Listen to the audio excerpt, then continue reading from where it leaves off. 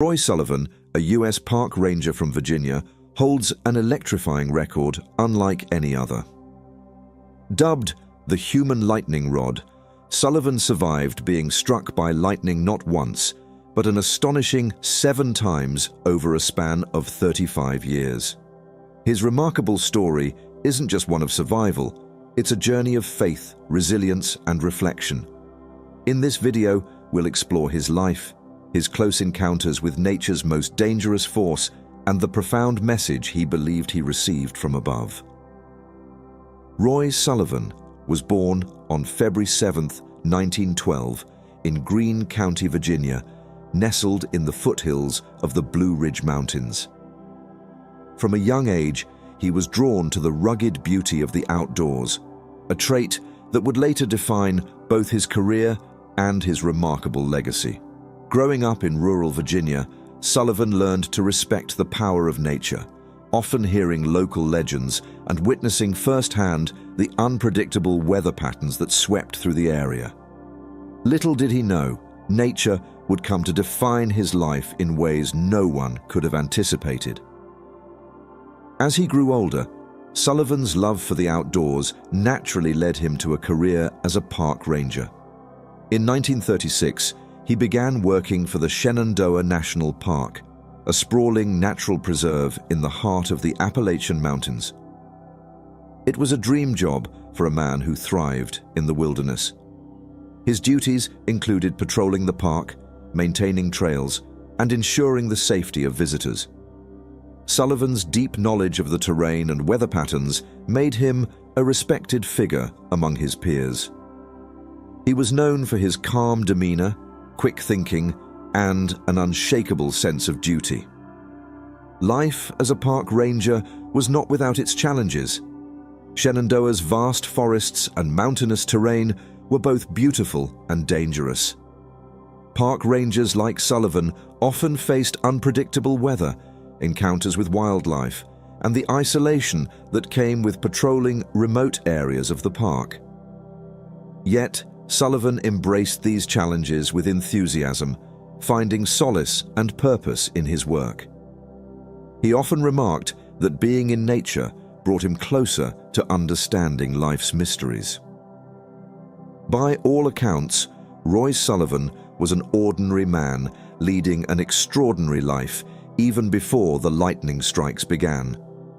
His colleagues described him as diligent, humble, and deeply attuned to the rhythms of the natural world.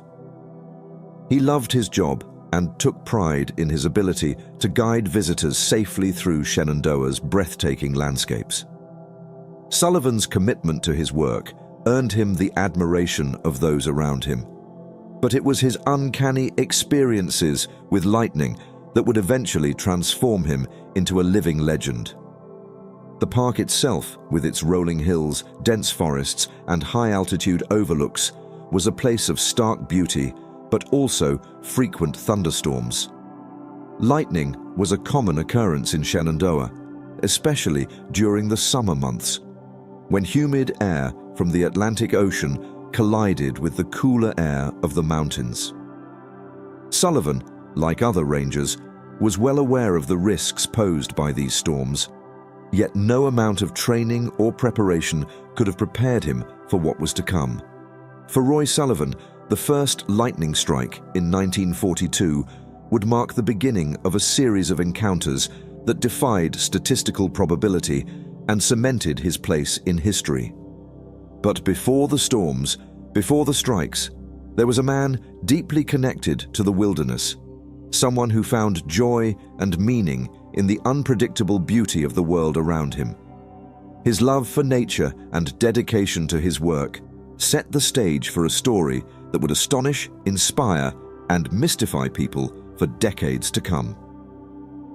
Even in his early years as a ranger, Sullivan showed a unique resilience and resourcefulness that would serve him well in the years ahead.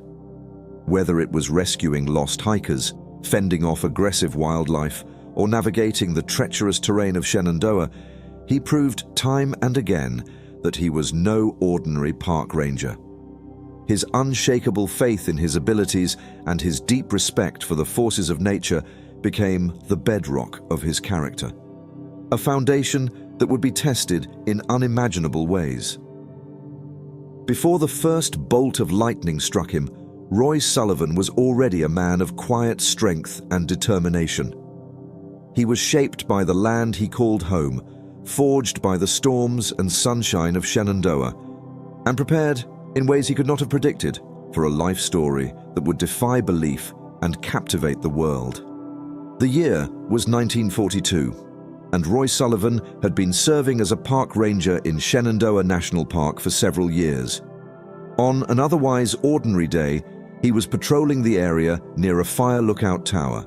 The structure, designed to provide a high vantage point for spotting forest fires, was an essential tool in managing the park's safety. However, its exposed location made it a magnet for lightning during storms. What happened that day would not only alter Sullivan's life forever, but also mark the beginning of a saga that would defy the boundaries of chance. It was late spring, and the weather in the region was notoriously unpredictable. Clouds gathered over the mountains, their darkening presence signaling the approach of a thunderstorm. As the skies opened up and rain began to fall, Sullivan sought refuge in the lookout tower. Though he was familiar with the dangers of storms, he had no reason to believe he was in imminent peril. After all, structures like the tower were designed with safety precautions, including lightning rods meant to divert strikes harmlessly into the ground. But on this particular day, something extraordinary happened. A bolt of lightning struck the tower with a deafening crack, bypassing its protective rod and arcing into the building. Sullivan, standing inside, became an unintended target. The lightning passed through the tower and struck him directly, traveling through his body with searing heat and immense energy. The experience was both shocking and surreal. Sullivan later described the sensation as being hit by a wave of unbearable heat, as though his entire body were on fire from the inside out. The force of the strike caused severe burns to his right leg and left a permanent scar where the lightning had entered and exited his body. His boot was blown apart, and the searing pain momentarily left him incapacitated. He collapsed to the floor, disoriented and unable to comprehend what had just happened. Despite the pain and confusion, Sullivan's instincts as a park ranger kicked in. He managed to drag himself out of the damaged tower and into the open, hoping to signal for help. Fortunately, another ranger on duty noticed the commotion and rushed to his aid. Sullivan was taken to a nearby medical facility where doctors treated his burns and marveled at his survival. Lightning strikes are rare and often fatal, yet here was a man who had not only endured the experience, but also managed to walk away from it alive. The aftermath of the incident left Sullivan both physically and emotionally shaken. He spent weeks recovering from his injuries, during which time he reflected on the sheer improbability of what had occurred. At the time, he could not have imagined that this event was only the beginning of a pattern that would defy all logic. The strike left him with a profound respect for the power of nature, as well as an unshakable sense of vulnerability. For Sullivan, the incident was more than just a freak accident. It was a wake-up call. He began to take even greater precautions during storms, avoiding exposed areas and ensuring that he was always aware of the weather conditions. Yet, despite his newfound vigilance, lightning seemed to have marked him in some inexplicable way. Over the years, he would come to see the event not as a singular occurrence, but as part of a larger, almost mystical narrative that would unfold throughout his life. Friends and colleagues were astounded by his story, and the event quickly became the talk of Shenandoah. People marveled at his resilience and joked about his apparent magnetism for lightning. Sullivan, however, was less amused. He had experienced firsthand the terrifying power of nature's wrath, and the memory of that day stayed with him long after the physical wounds had healed. In the years that followed, Sullivan continued his work as a park ranger, always aware of the possibility that lightning could strike again. He carried the scars of his first encounter both as a reminder of his vulnerability and as a testament to his survival. While he did not yet understand why he had been struck or what it might mean, he knew that his story was far from over. The first strike was a harbinger of things to come, a singular event that would set the stage for an extraordinary journey of survival, faith, and reflection. Over the next several decades, lightning would strike Roy Sullivan 6 more times, each encounter more improbable than the last. While a single strike is statistically rare, the odds of being struck multiple times are so astronomical that Sullivan's experiences defied logic and fascinated experts and laypeople alike. As these incidents unfolded, they left Sullivan with physical scars, emotional burdens, and a growing sense of destiny that he struggled to comprehend. The second strike occurred in 1969, a full 27 years after the first. Sullivan was driving his truck through the park during a storm, a routine task for a ranger even in challenging weather conditions. Lightning strikes inside vehicles are rare due to the protective Faraday cage effect created by the metal body of the car. But Sullivan's luck, or lack thereof, was an exception. A bolt of lightning hit 2 nearby trees before arcing into the truck through the open window. The electricity jolted Sullivan, burning his eyebrows and eyelashes and leaving him temporarily unconscious. When he came to, the smell of scorched hair and the searing pain of his burns were undeniable reminders of his near-death experience. Despite the trauma, Sullivan's sense of duty prevailed. He managed to recover and return to work, though he became increasingly wary of thunderstorms. His colleagues began to notice his uncanny relationship with lightning, and the nickname "human lightning rod" started to circulate. At first, Sullivan laughed off the moniker, but deep down, he couldn't shake the feeling that something unusual was happening. The third strike came just a year later in 1970, while Sullivan was in his front yard.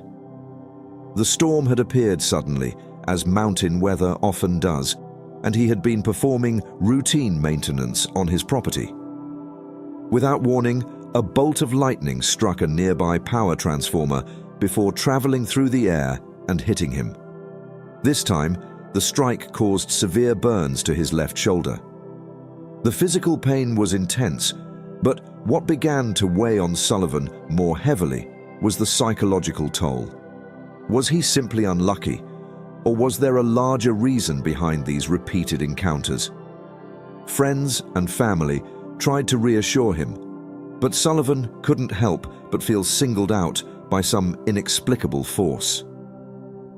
The fourth strike in 1972 was perhaps the most harrowing. Sullivan was once again patrolling the park, taking precautions to avoid exposed areas as he always did during storms. But nature seemed to have a way of finding him. A bolt of lightning struck directly, setting his hair on fire. Panicked but resourceful, Sullivan rushed to a nearby stream and plunged his burning head into the water to extinguish the flames. The incident left him with significant burns and a deep sense of unease. He began to grow more reclusive, avoiding people who often viewed his story with a mix of awe and disbelief. The isolation only deepened his introspection about why these events kept happening to him. By the time of the fifth strike in 1973, Sullivan had started carrying water with him wherever he went, a precaution born from the fear of being set ablaze again. Yet, even his preparedness couldn't prevent the next encounter. While patrolling the park, he felt a familiar jolt as another bolt of lightning struck him. This time, it caused burns to his legs and left him limping for weeks. Sullivan's reputation as a man marked by lightning grew, and he began to attract attention from media outlets and scientists. Some speculated about his physiology, wondering if there was something unique about his body that made him more susceptible to lightning. Others saw his story as a testament to human resilience in the face of unimaginable odds. The sixth strike in 1976 further cemented Sullivan's place in history. He was fishing on a lake, enjoying a rare moment of peace when the storm rolled in. Lightning struck him yet again, causing burns to his chest and stomach. The irony of being struck in such a seemingly tranquil setting wasn't lost on Sullivan, who later remarked that there seemed to be no safe haven from nature's wrath. By this point, he had developed a complex relationship with his repeated brushes with death. On one hand, he marveled at his ability to survive. On the other, he felt increasingly cursed, burdened by the knowledge that he might never escape the phenomena that had come to define his life. The seventh and final strike in 1977 occurred while Sullivan was walking in the park. A sudden storm brought with it another bolt of lightning, this time injuring his head and chest. The strike left him weaker than ever, both physically and emotionally. Despite his injuries, Sullivan continued to work, driven by a sense of purpose and perhaps an acceptance of his extraordinary circumstances. The burns, scars, and lingering pain were a constant reminder of the force he had endured. Yet his ability to survive time and again became a symbol of unyielding resilience. Throughout these 7 encounters, Sullivan remained a paradoxical figure, a man who seemed both extraordinarily unlucky and miraculously fortunate. Each strike could have killed him, but each time he survived, often with only burns and scars as evidence of the ordeal. As the years went on, his story became the subject of fascination worldwide, turning him into an unwitting legend. Despite his resilience, the repeated strikes left an indelible mark on Sullivan's psyche. He became more introspective, grappling with questions about fate, faith, and the purpose of his life. Was he merely a statistical anomaly, or was there a deeper meaning behind these events?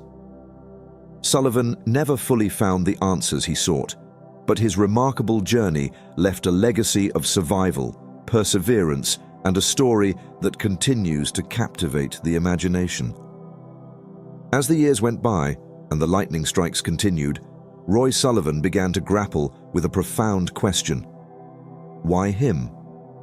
It was a question that consumed his thoughts and defined much of his later life. For most people, surviving one lightning strike would be a life-altering experience. But for Sullivan, the cumulative weight of surviving 7 was almost impossible to process. He couldn't shake the feeling that there was something larger at play, that perhaps his survival was not just a coincidence, but a sign of something divine. Sullivan increasingly turned inward, reflecting on his experiences and searching for meaning in the chaos that seemed to follow him. Sullivan's upbringing in rural Virginia had instilled in him a strong sense of faith.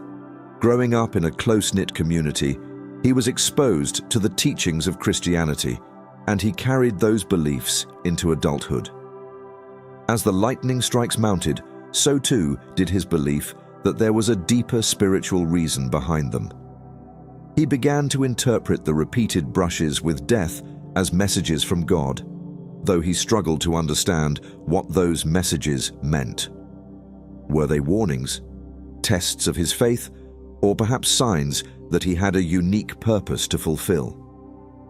These questions occupied much of Sullivan's thoughts, especially in the quiet moments between his duties as a park ranger. The nature of the lightning strikes also added to the sense of mystery. Each strike occurred under different circumstances in locations that ranged from remote wilderness to his own backyard. Sullivan couldn't escape the feeling that the strikes were not random acts of nature, but deliberate, almost guided events. This belief was reinforced by the sheer improbability of his experiences.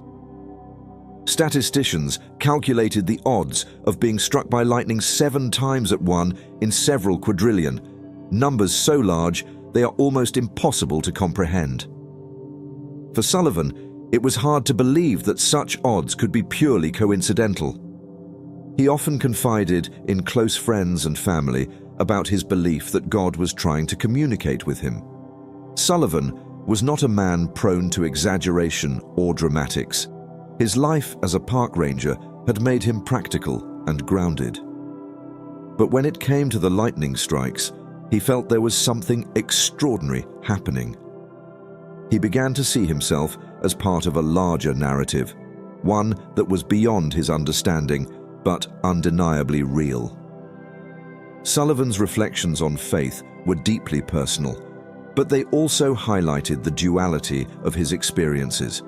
On the one hand, he felt incredibly blessed to have survived so many close encounters with death. He often expressed gratitude for the second chances he had been given, believing that his survival was proof of God's protection. On the other hand, he couldn't ignore the physical and emotional toll the strikes had taken on him. The burns, scars, and lingering pain were constant reminders of the violence he had endured, and they made him question why he had been chosen to bear such a burden. His belief in divine purpose was not without its struggles. There were moments when Sullivan felt isolated and misunderstood. Many people viewed his story with skepticism or saw it as nothing more than a bizarre statistical anomaly.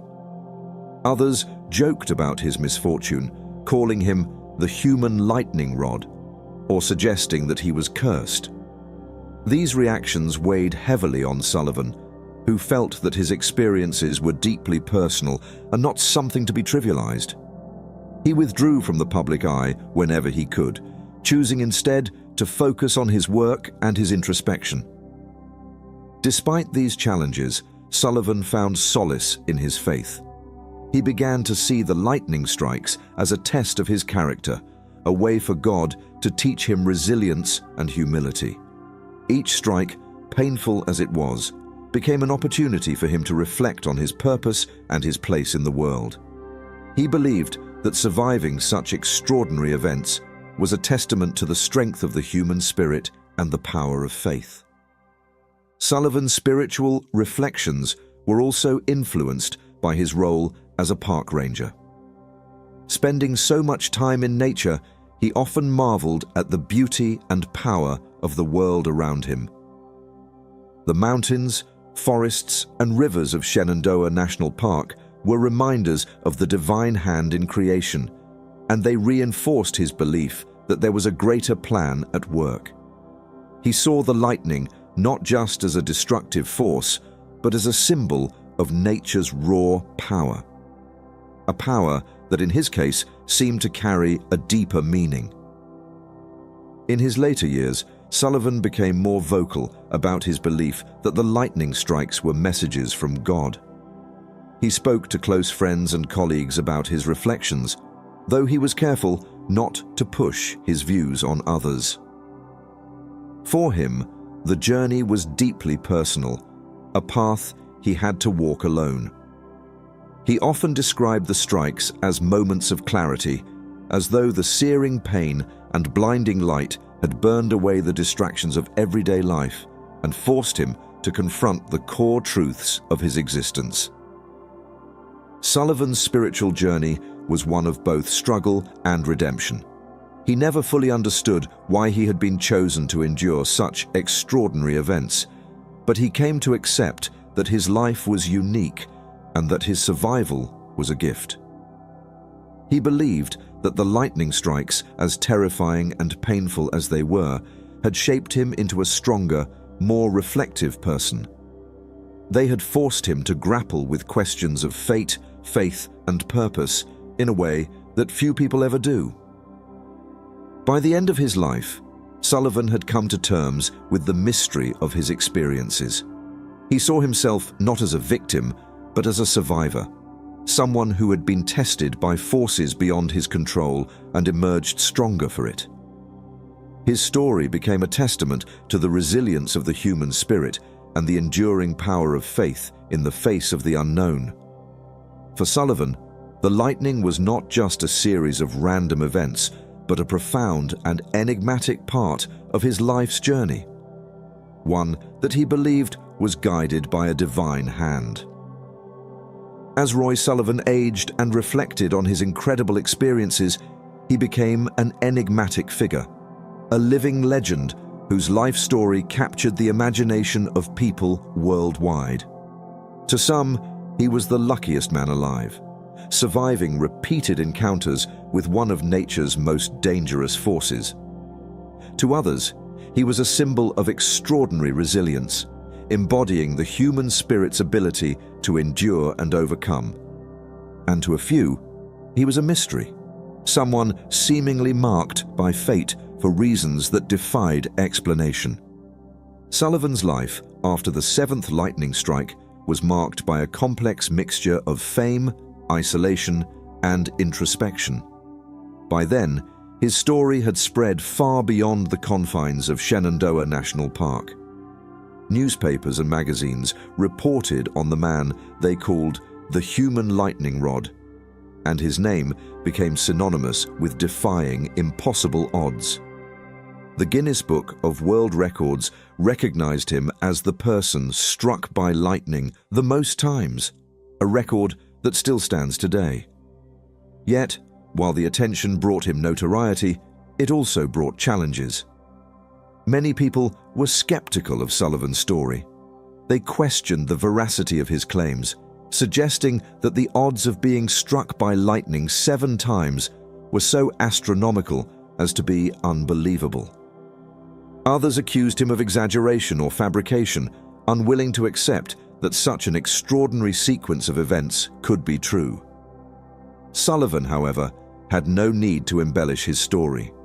Medical records, eyewitness accounts, and his numerous scars provided ample evidence of his encounters with lightning. Nevertheless, the skepticism weighed heavily on him, adding a layer of frustration to the already complex emotions he carried. Despite the doubts of some, Sullivan had a core group of supporters who believed in him wholeheartedly. His colleagues in the National Park Service, many of whom had witnessed his injuries firsthand, vouched for his credibility. They spoke of his dedication to his work and his deep respect for nature, qualities that made him a beloved figure among his peers. Friends and family also stood by him, providing emotional support as he navigated the challenges of being both a survivor and a public figure. Fame, however, was not something Sullivan sought or enjoyed. A deeply private man, he often felt uncomfortable with the attention his story garnered. He found it difficult to reconcile the public's fascination with his experiences and his own sense of unease about the events that had shaped his life. For Sullivan, the lightning strikes were not a source of pride, but a profound and often painful part of his journey. He viewed them less as a badge of honor and more as a burden he had been chosen to carry. In his later years, Sullivan became increasingly reclusive. The scars on his body were a constant reminder of his encounters with lightning, and the psychological toll of the strikes left him wary of thunderstorms and, at times, even of being outdoors. He continued to work as a park ranger until his retirement, but his relationship with nature, once a source of solace and inspiration, became more complicated. He still loved the beauty of Shenandoah National Park, but he could never completely escape the fear that lightning might strike again. Sullivan's story also raised broader questions about the nature of luck, fate, and human resilience. Statisticians calculated the odds of his experiences as being so remote that they were nearly impossible to quantify. Scientists speculated about whether Sullivan's physiology made him more susceptible to lightning, though no definitive conclusions were ever reached. Others saw his story as an example of the randomness of life, a reminder that extraordinary events can happen to ordinary people. For Sullivan, these questions were less important than the personal meaning he derived from his experiences. He saw himself as part of a larger narrative, one that was shaped by forces beyond his understanding. Whether those forces were divine, natural, or simply random was something he grappled with, but ultimately accepted as unknowable. He often spoke of the lightning strikes as both a curse and a blessing. A curse for the pain and isolation they brought, but a blessing for the strength and perspective they gave him. In the years following his retirement, Sullivan remained a quiet and reflective presence in his community. He was known for his humility and his unassuming nature, qualities that endeared him to those who knew him best. Despite the fame that his story brought, he never sought to capitalize on it, choosing instead to live a modest and grounded life. He spent much of his time with his family, cherishing the relationships that gave him a sense of stability and belonging. Sullivan's death in 1983 marked the end of a life that was as extraordinary as it was enigmatic. Though he passed away from causes unrelated to lightning, his legacy as the human lightning rod endured. His story became a testament to the resilience of the human spirit and a reminder of the unpredictable nature of life. It also left behind a sense of wonder and mystery, inspiring people to reflect on the forces that shape our lives and the ways we respond to them. In the years since his death, Roy Sullivan's story has continued to captivate people around the world. His record of surviving 7 lightning strikes remains unmatched, and his life has become a source of fascination for scientists, storytellers, and anyone drawn to tales of survival against impossible odds. He is remembered not just for his incredible encounters with lightning, but for his quiet strength, his unwavering resilience, and his ability to find meaning in the face of unimaginable challenges. Roy Sullivan's life was a paradox, a blend of extraordinary misfortune and remarkable luck, of pain and perseverance, of isolation and connection. It was a life that defied explanation and invited reflection, a life that demonstrated the enduring power of the human spirit to adapt, endure, and find meaning, even in the most improbable circumstances. And while Sullivan himself may never have fully understood why he was chosen to endure such an extraordinary journey, his story remains a powerful reminder of the resilience and mystery of life itself.